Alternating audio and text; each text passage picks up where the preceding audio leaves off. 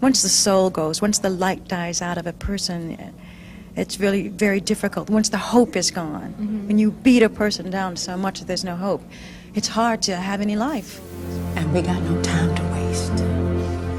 We gotta live. Last seen in When They See Us, Suzanne Douglas was a reliable force in front of the camera. Denise, why don't you want to go to college? Why are you so afraid to go to college? Because I'm ready now. You know, a lot of people think they can just walk in off the street and do something because it looks easy. But they don't realize you have to work hard to make something look easy. And an influential confidant behind the scenes. The recently passed actress Douglas herself revealed earlier this year that she experienced 2 life-threatening cancers that had changed her life. Many avid pop culture fans will recall the actress' best role as Jerry Peterson on Robert Townsend's WB-created show, The Parenthood. But her work didn't just surround the realm of television. She was an educator, a mentor, the actress that grew up in what she called 2 worlds, a journey that was not always easy. From being spat on stage to being misunderstood by her peers, she was able to change her life around by her love for the arts.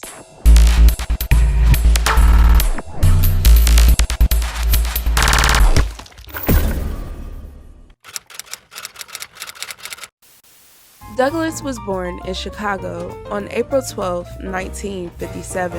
She was one of 4 children born and raised by a single mother. Douglas grew up in a public housing complex on the city's south side. She claims to have spent her early years dodging bullets and then running home and learning about the arts from her mother. Douglas believed her unusual upbringing in Chicago's south side had added dimension to her work. She became interested in the arts as a child, citing 1965's The Sound of Music as her inspiration for acting. Then singing, she joined a choir. Growing up in Chicago's projects, it was a family choir consisting of many of Douglas's 125 first cousins. With mastering many talents at such a young age, Douglas started having trouble relating to her peers. She stated, "They didn't think I was black enough," which confounded her since she added, "I grew up in an all-black neighborhood. I only knew white people from the movie screen." It was something she just didn't understand, but that didn't stop her from doing what she loved. By high school, Douglas realized how drawn she was to acting, singing, and dancing, despite the opinion of her peers. After being spat on during a production of You're a Good Man, Charlie Brown, she was even more determined to become a successful actress. I just went for it. I said, oh, I'm ready to embrace this now. I had finally gotten to a point as a person in my life where I felt like I'm ready for this now. I don't think I would have been ready for something like this 10 years ago. I don't think I was mature enough to have handled it then as a person and as an artist. And I'm so glad that it happened now when it did. Douglas graduated Thornton Township High School in 1975. After high school, she studied at Illinois State University, graduating with a bachelor's in arts. She performed in musicals, studied at the Illinois University Stage Institute, and racked up Broadway credits for her performances in The Three Penny Opera, The Tap Dance Kid, and Into the Woods. She made her first on-screen appearance in the 1981 film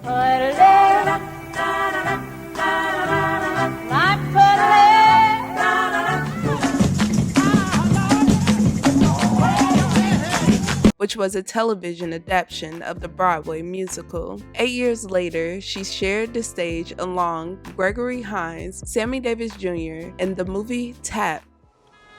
Wasn't lame. It was romantic.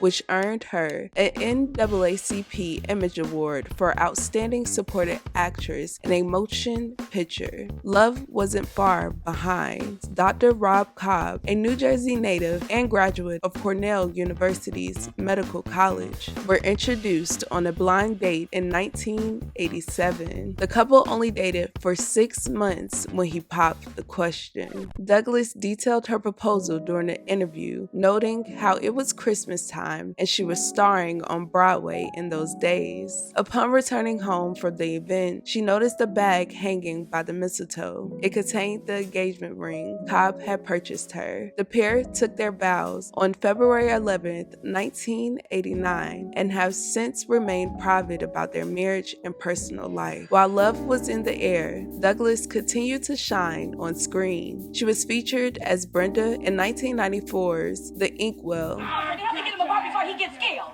Before who gets killed? Before Spence kills your husband. Spence killed Kenny. And Gloria in 1994's Jason Leary. Now you play the mother of Jason and Joshua. Tell us a little bit about the character. She gives up so much of herself for her children and is willing to do anything to keep them alive. And when she discovers that she's kind of lost one, she kind of focuses her attention into the other child, who she knows she's got to get out or she will lose him too. I'll die before I feed my family with that money, and if you ever bring it in my house again, the doors will be locked. Now I'll see how a man can beat you. I knew Mantos was somewhere to be found, but I had no idea it was in my own house. And Angela in the 1998's How Stella Got Her Groove Back. How could you stoop so low? I want to know how low did you go? However, one of her most prominent roles was Jerry Peterson on Robert Townsend's family comedy Parenthood, which ran from 1995 to 1999. Not to worry. Your father can take better care of the heavy times than anybody. You sure, Mom? Guess what? Bless you, Mom. Thank you, sweetheart. Although she was so graceful on the screen, she still had a passion for theater, while still making numerous television guest appearances. President of the division now. He's down in Venezuela even as we speak. Well, go ahead, Richard. Selling dog food all over the world. I got out of the car and went upstairs. And then later he called me. He said never to tell anyone he'd been there that night. Did you work for 24 hours a day for 10 years to make your dreams come true, only to see them disappear in a single night?